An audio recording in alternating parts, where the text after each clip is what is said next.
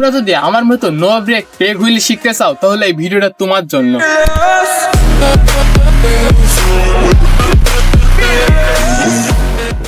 আপনাদের পাটা সুন্দরভাবে পজিশন মতন রাখতে হবে।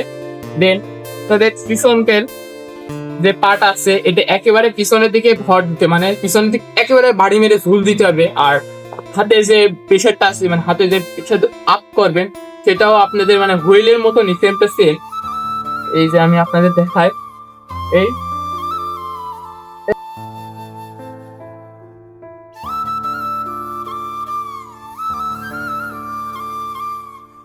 এই যে এরকম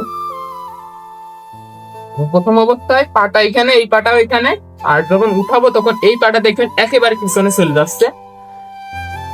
তোমরা আমার পা দেখে এবং আমার হাতের দিকে খেয়াল করবো আমি কিভাবে সামনের চাকা উঁচু করার চেষ্টা করছি এবং পাটা কিভাবে পিছনে দিছি। সেম টু সেম ওইভাবে তোমাদেরও ট্রাই করতে হবে।